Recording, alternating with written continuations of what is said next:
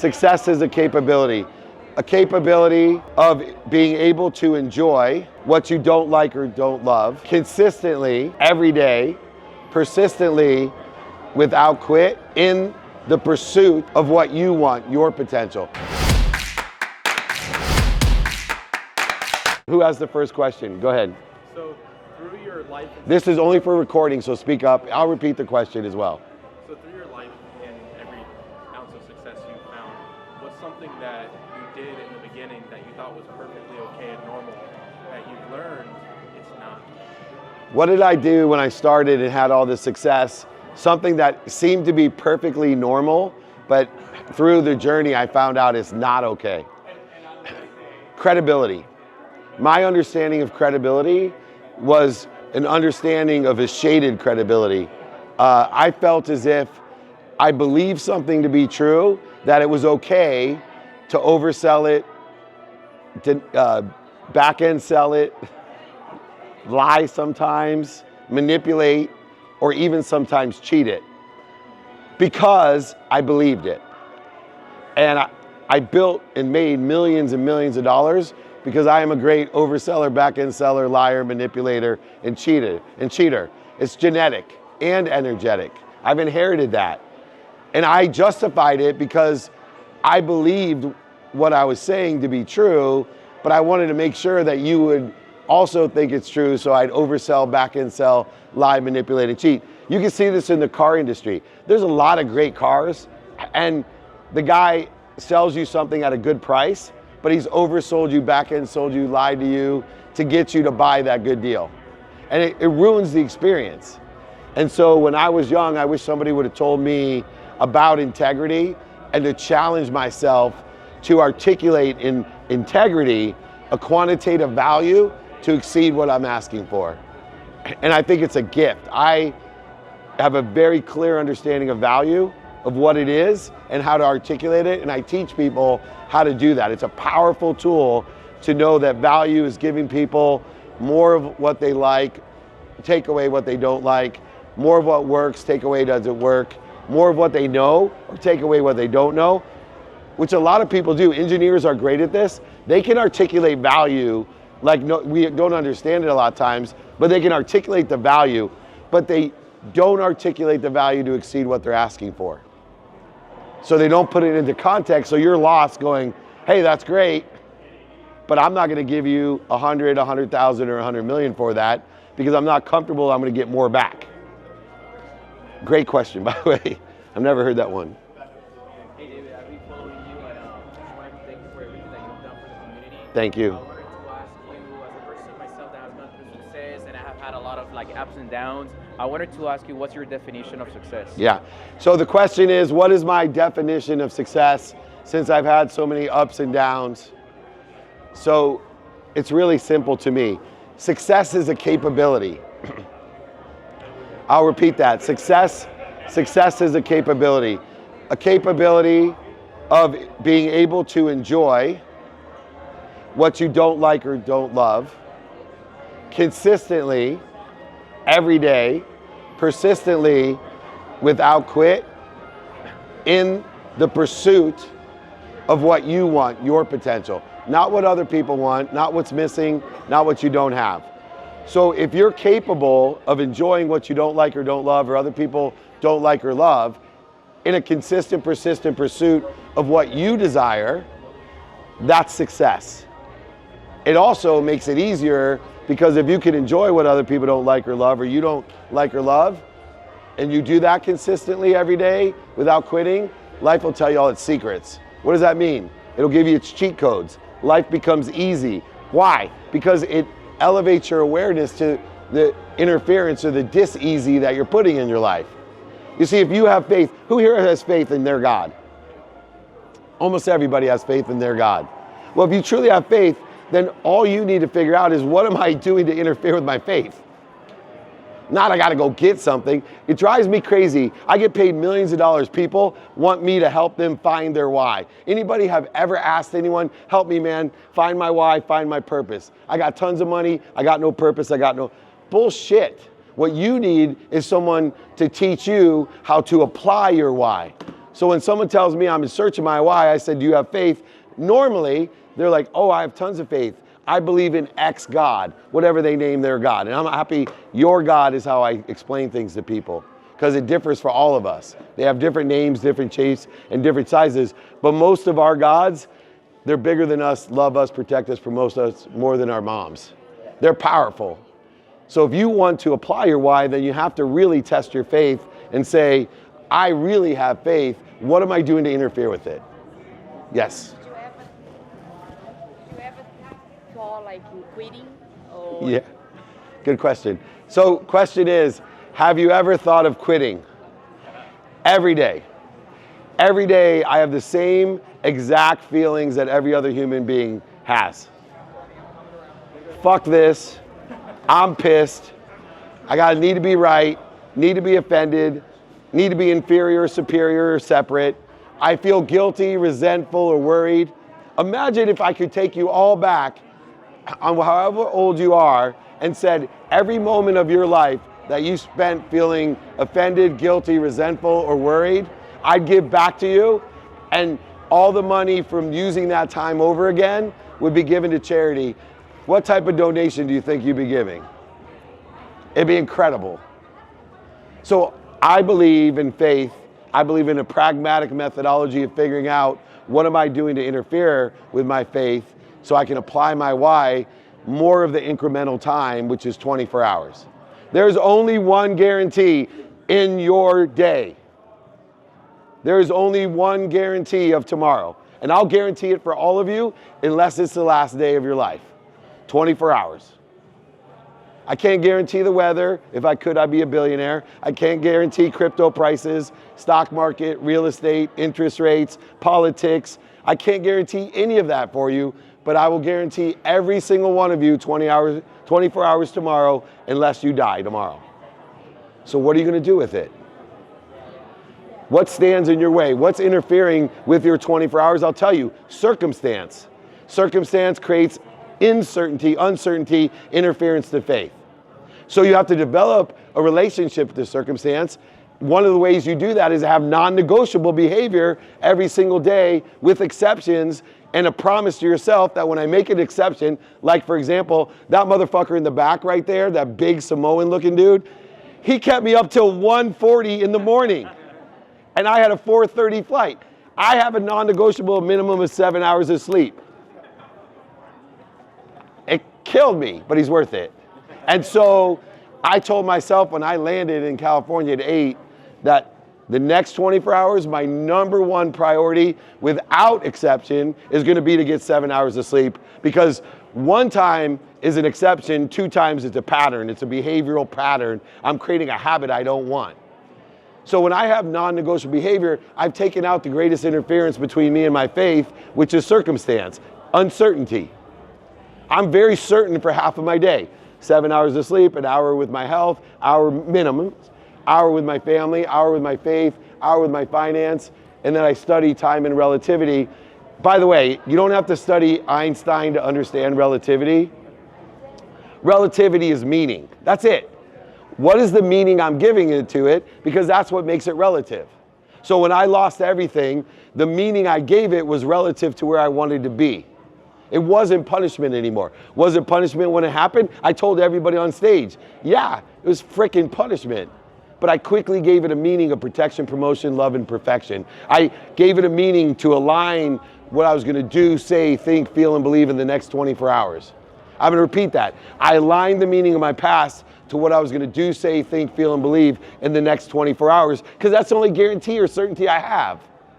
Unless it was the last day of my life, then I fucked it, right? Oops, I should have done something different. But I'm willing to take that statistical chance, because I also know if I live with that relationship and relativity to circumstance, I'll probably live better and longer. Notice there's a whole bunch of longevity people out there talking about living longer. I want to live better and longer. Better and longer. Don't just say I want to live longer, because I do not want to curse anybody here to be hooked to a machine till you're 120. That's effed up. I want you to live better and longer. Imagine if you're better at 111 than you were at 57. I'm better at 57 than I was at 50. And I'll be better at 60 than 57. And I'm living longer. without interfering with my faith, the infinite power, the infinite energy, the infinite information that make my life easy if I minimize the interference within the context of 24 hours. Very good questions. Jeff. I can get you anything I want. No, give it. I need a question. Give it, question. All right, thank you. What's your name? Johnston. Thank you, Johnston. Yeah. So I kind of speak on a lot of stuff that you just mentioned when it comes down to purpose, alignment, fulfillment. When and how did you find your purpose? When and how did I find my purpose? When somebody, and the guy's name was Dr. Wayne Dyer. Wayne Dyer, I asked him the same question, like when and how and why or whatever did you find your purpose? And he said, David, the thoughts about your purpose are your purpose. And I left there like Johnston's face is showing going, what the fuck does that mean? Right? What does that mean? The thoughts about my purpose are my purpose. Well, what he meant was we're all part of an infinite, abundant, unified system of thought. So at the core, he was testing my faith and my understanding and awareness of an infinite. There's an infinite amount of thoughts. And so my purpose would have to be part of the whole. And so what I was thinking on of the infinite thoughts, that became my purpose. And so I became very purposeful. And in Napoleon Hill, for example, we talk about definiteness of purpose. I will completely say 98% of the people, if you've ever read Outwitting the Devil, right? 98% of the people are drifters because they're searching for purpose. And so when things go bad, they go bad. They're attached completely to outcomes. They have no faith. Faith says, there's no evidence, and the evidence is contrary to where I want to be, but I'm going to get there because I'm protected, promoted, loved, and perfected. As long as I'm intentional about what I'm doing, saying, thinking, feeling, and believing, I don't need to understand outcomes because I don't understand them anyway. I believe in purpose. For me personally, a physician associate, academic, I'm private now. Some of the challenges, and I would ask your advice. I'm a veteran as well. Thank you. Overcame a blood disease. So my purpose shifted. I actually included that in a lecture recently myself geared towards veterans. So obviously we know the healthcare in this country, and I do anti-aging regenerative medicine. So the question I have for you is what kind of advice has been very challenging to be kind of commingled but lateral to the VA system because of the problems and issues it's at. So doing something in the private sector, raising money and funding for that entity, and there's some that are going on around the country. What advice would you give? Because it's not like a product line of distribution, intangible. These are people, and obviously purpose is a huge part of what I'm trying to do. Yeah, so he's having challenges as a physician to help the VAs, and our veterans. He's a veteran as well and a physician assistant, and needs funding. This is the same question everybody should be asking, which is, hey, this is what I'm doing. Do you know anyone that can help me? I do. Right? So this is a question, do you know anyone that can help me? He does.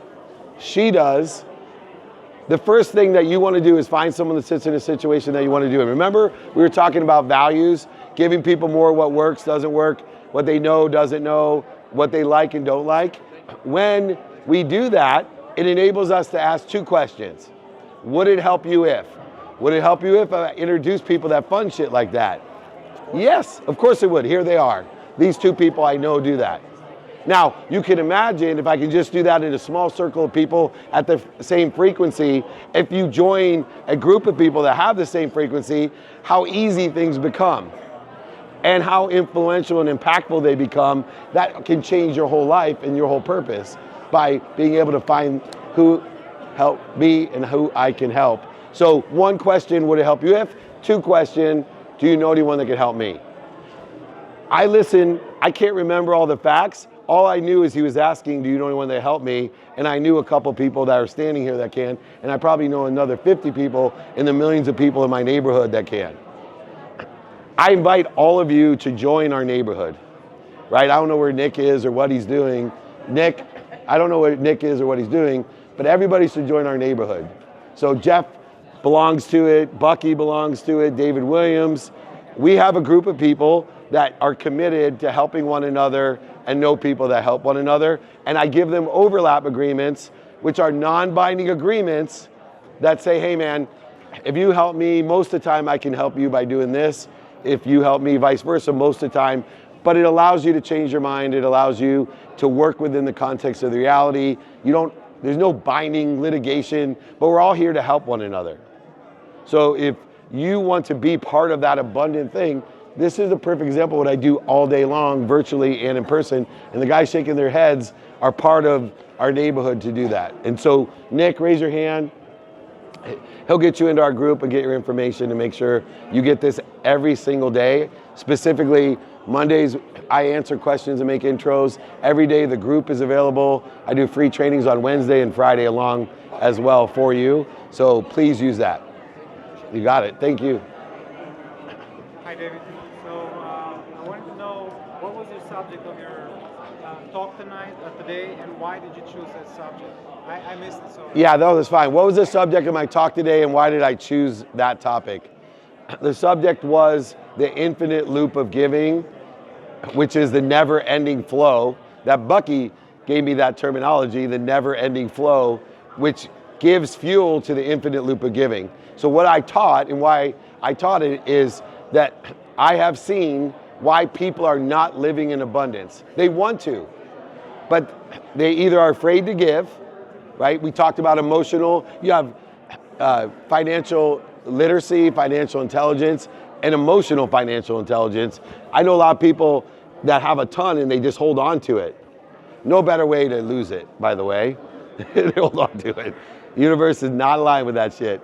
2, people have problems like I did seeing what they're given. So no problem giving away everything, but you see punishment in giving away everything, so you lose your faith. Oh, well, I thought the more I gave, the more I receive. Why aren't I receiving? Oh, because you're not seeing what you are receiving. You're receiving more than you're giving, just like the Bible say and the philosophies say, give more, you'll receive more, but you're just not using gratitude and forgiveness to see it. Elevate your awareness to being and seeing what you're being given. A biggest one of interference is people don't like to receive. For a simple reason. They don't understand that when you receive, you're making someone else feel their highest self. Because everyone feels their highest self when they're able and capable of helping other people.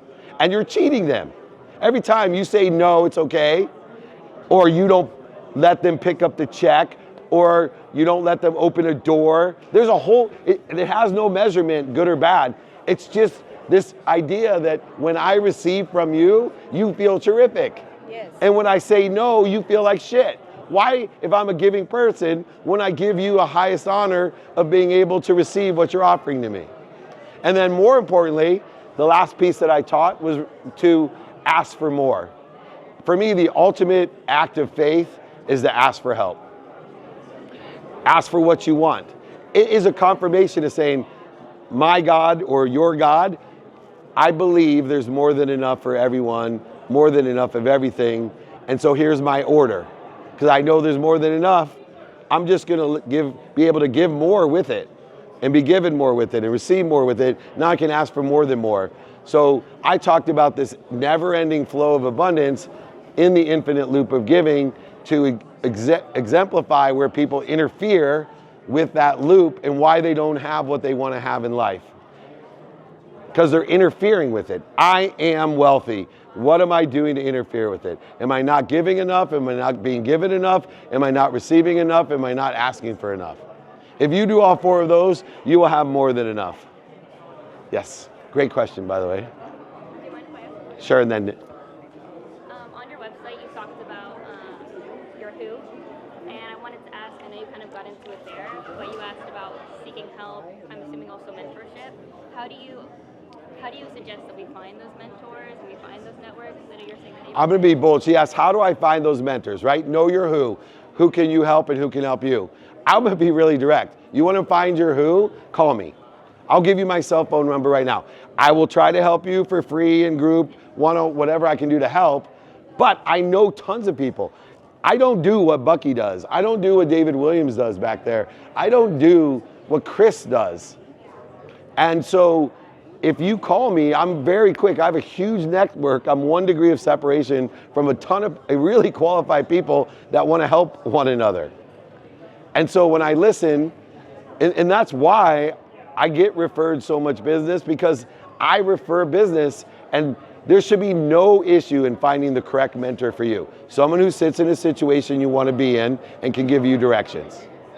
And so my cell phone, if anyone wants mentorship, call me, leave me a voicemail, tell me who you are, I will call you back. That's the best way. My cell phone is 858-688-3294. I will repeat that, 858-688-3294. Anybody got that? Raise your hand if you have it. All right, anyone that didn't get it, go to someone who has their hand raised. All right, perfect. Thank you for calling me. All right, who's next? Right here first, and then you, yeah. You just talk about the I am, the power of the I am, God inside of us, right? This is the most powerful thing in the world. And this is very interesting because I was having a coffee with him, and he talked about you. And when I arrived here, I could felt your frequency, such a high frequency. And this is the best gift that you are giving to us, because when you can bring this high frequency to others and talk about the I am, the way you said, it's really amazing. The I am is everything, right? Yes, thank you. So she said, I talk about the I am, and I carry a frequency. It's something that Bucky and I talk about and relate to each other. If any of you want to come to VIP dinner tonight, see Nick, but when you come, Bucky will be there sitting down. And all these people will go up to Bucky and tell him, hey, I think you should help me in this way. I want to ask you, they don't even know him. It's a frequency. Yes, it is. And it comes from this idea of I am. See, I am is part of the infinite loop of thought, right? This infinite system, abundant system.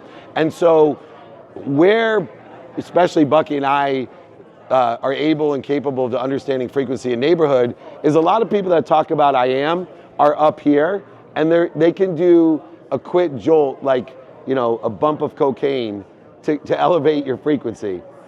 And then they leave you at that frequency to go back to your life, and your immediate reaction without the appropriate integration is, I'm gonna quit my job, I'm gonna divorce my intimate partner, I'm gonna break this up, like this is, no. The frequency should provide you more awareness of how best you can be married, how best you can do your job, how best you can expand to better and bigger things within the context of where you are today. And it is frequency. If you're wondering this frequency woo-woo bullshit, it is just vibration. And if you want a simple explanation of what we're talking about, everything vibrates. The earth, it vibrates really slow. Minerals, real slow, so I can't put my foot through the earth.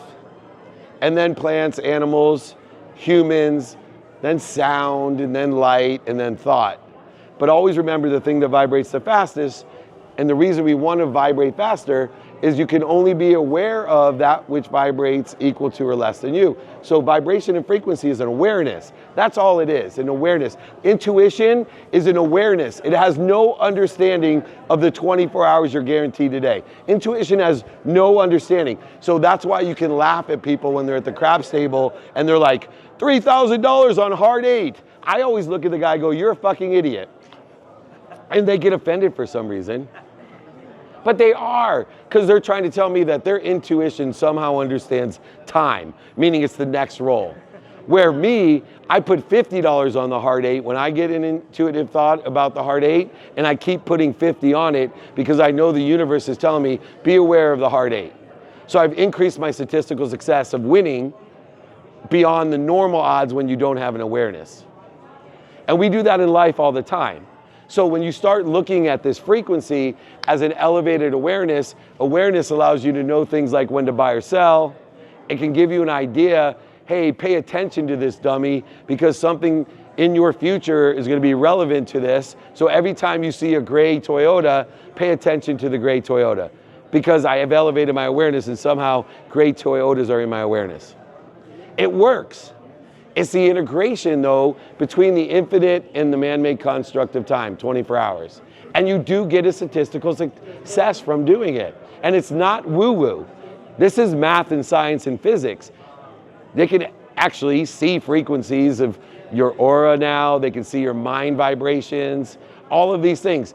When someone talks about frequency, they're talking about vibration relative to your awareness. We all want to elevate our awareness. That's how I got suckered into meditation. I did not want to meditate. And Dr. Sangeeta Sahi, she said to me, oh, that's too bad because I can teach you to elevate your awareness through frequency or vibration. And I'm like, not interested, I don't have time. I'm Dave Meltzer, I make plenty of money, I don't need you. And she said, oh, that's too bad. I can teach you when to buy or sell. I go, oh, that's worth my time. But meditation wasn't. Buying it, knowing when to buy or sell was. So go ahead and put a construct to it that may give you a purpose of learning to elevate your awareness. Like when your kids are lying to you. Sucks for them, good for me. It's an awareness. All right, good. Next question. Oh, right here, then there.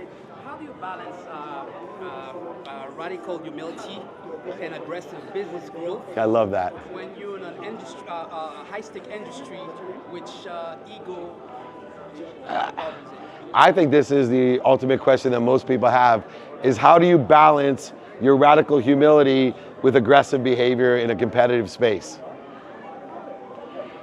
Radical humility is a disposition. It's a predisposition to the aggressive behavior. So understanding that we're predisposed to things that could be influence of our friends, our family, our past experience. So in order to be radically humble, we have to predispose ourselves to humility by giving meaning to our past in a humble way. What is humility? I don't know what I don't know. That's the easiest man-made way I can explain humility.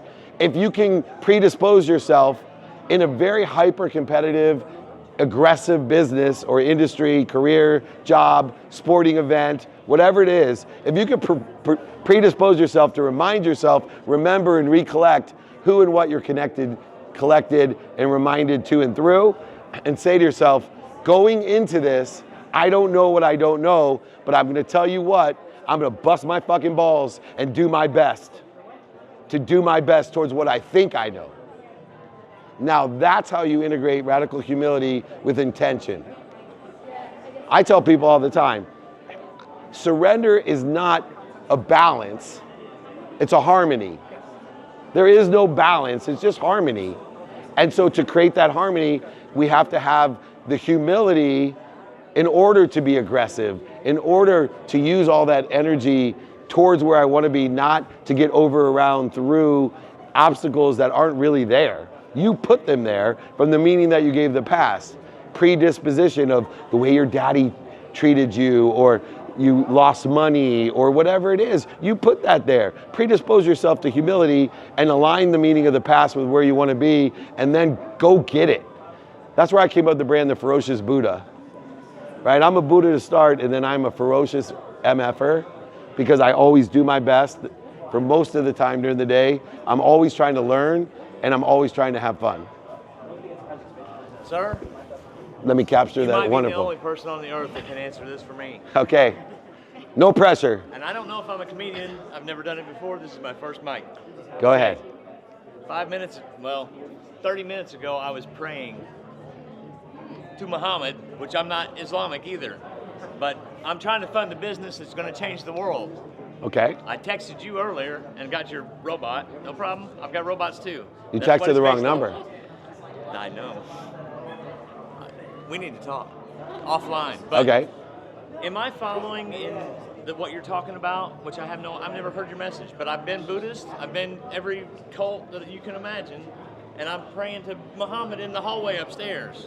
Is something going on in my life, or am I crazy? Because my wife, contrary to popular belief, thinks I'm crazy. So what happens is, when we think, say, do, believe, or feel something that's out of the norm, people are going to think you're crazy. They're going to laugh at you, they're going to scoff at you, and they're going to make fun of you. And just because what you believe and who you pray to is not aligned with everybody else here, in fact, some of you are probably listening to the question going, this brother is crazy. I'm also a Jehovah's Witness. And he's a Jehovah's Witness.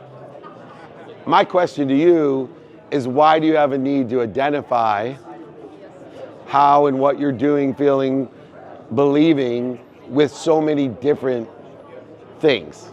And so what I would suggest is to extract the identities and think of things more in the matter of oneness and say to yourself, I believe in an infinite, abundant, unified system of thought.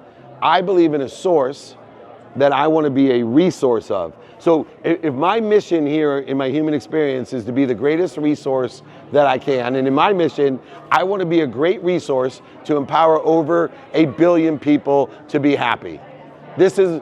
I want to be that resource. Well, if my source sucks, that makes me even a suckier source, right? If you're a resource of something that sucks, you have a diverse resource mechanism, and it probably dissipates how much of a resource that you can be. I've got 2 business ideas that are going to change the world. Which is great. Stay with me for 1 second. No, that's great, because everything starts with a great idea. So if you are not a powerful resource, you need to have a powerful source. I don't care what you name it. I can change the name of my source every day. I call God, Jesus, Muhammad, Buddha, Joseph Smith, Jehovah, Malama, cat, dog. I don't give a shit. But my source is fucking omniscient. It's all powerful. It has more energy. It's infinite. And I'm a resource of that. So my job then, under this meaning that I give my God, I've given my God a meaning, is what am I doing to interfere with it? Because my God's an infinite, abundant, unified system that we all belong to. Therefore, when I'm not feeling like I'm the resource of that type of source, then I'm interfering with it. And I gotta take some time not to worry about what my wife thinks. Trust me, if I had $1 for every time my wife thought I was crazy, but I've learned in my career, so many different times, people laughed at me, scoffed at me, made fun of me, and called me crazy, are the same motherfuckers applauding me today. Ask it for money. Right, when I made my money back, I love the guys going, oh yeah, man, I knew you could do it. Oh really? Because that's not what I heard. I heard you blaming me for you losing your money. I heard the names you were calling me, and guess what? Thank you for protecting me and teaching me. I'm gonna repeat that. I told the people like that, thank you for protecting and teaching me. I had no need to be defensive. I had no need to be offended. It was just, thank you. The guy who created the catalyst for me to lose everything, got into a lawsuit with him and talked so much shit behind my back, was a neighbor and a friend. I walked up to at a Charger game and I reached my hand out and this was his reaction. I'm not lying. That was his perception of the meaning of what he did. I think it's indicative of what he did, of what he felt he did, because he went like this, and all I did was went like this, and I asked for his hand to say thank you.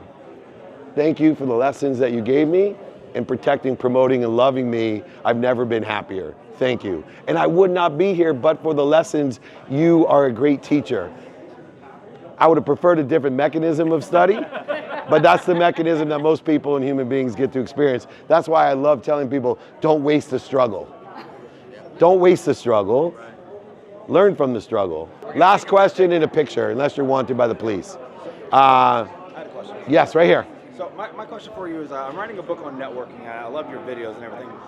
Where would you say is a good place to be a value add to communities that are in sales and communities like this, if you want to kind of differentiate yourself in that way? How do you differentiate yourself in networking in multiple groups with multiple industries, careers, jobs, etc.? In the aspect of value. So everybody, as far as I know, is not equal. So don't expect you to be treated equally. As far as I know, everybody has one of these. You have one of these? Yeah, me too. Is it the same as mine? This exact same? No, it's not, is it? I don't think anyone has this or this. This one's more common, I guess. Nobody has that. So why do we expect that everybody should be treated equally? What we need to do in order to differentiate ourselves when you're networking, to provide more of what people like, don't take away what they don't like, more of what works, take away what doesn't work, give them more of what they know, take away what they don't know, is to understand what we're really looking for, which is equal opportunity. And in order to have equal opportunity, no matter who you are, what you look like, we need to do one thing: appreciate the distinctions, appreciate the differences, add value to the differences. The differences in our height, our weight, our hair, our eyes, our nose, our mouth, our religions, our politics, our business acumen. We're all so different. You can't treat different equal. You provide different equal opportunity through appreciation. That's it. If I could run on one campaign policy, whatever office it was I run, it would be on let's all appreciate our differences. Let's just make it known we're not equal. But if we appreciate our differences, then we have equal opportunity according to three things: your skills, your knowledge, and your desire. Nothing else. Not your hair color, not your height, not your religion, your politics, or anything else you want to think we need to be equal about. I started a fund called Meltzer Funding. If you are a woman or a woman of color, it's to bridge capital for women and women of color. It does not treat women and women of color equally. It actually prioritizes women and women of color, because I appreciate the differences that women and women of color are a better investment of my money. I appreciate that. So I'm gonna put my green behind women and women of color. I don't treat women equally to me. I treat my girls and my wife and other women far better than I treat men. My employees that are women, I treat them better. Not equally. Because I want to get more out of them. I want to appreciate the differences of how they're helping me and my family and my business. My wife helps me more than anyone else. Why would I treat her the same as you? It has nothing to do with sex. It's her skills, her knowledge, and her desire. Not that kind of sex. You naughty, trust me. I know it's the best 30 seconds of her life. You know. What are you, a marathon? Yeah. Anyways, I'm in trouble for that one. That's the joke my wife never likes to hear. All right. So please, that's a great question to end on. You want to distinguish yourself, then appreciate the difference. Do not treat people equally. Give them equal opportunity according to their skills, their knowledge, and their desires, and appreciate the differences, and try to align people's skills, knowledge, and desires with what works, what's stable, and what you think is going to work in the future according to the subject matter, topic, or expertise that you need. Family, health, finance, faith, whatever it is. This is the simplicity that we need in our government, in our churches, to appreciate our differences. We are one. Name it what you want. You can have different names, that's cool. But let's appreciate the differences. All right, I appreciate everyone.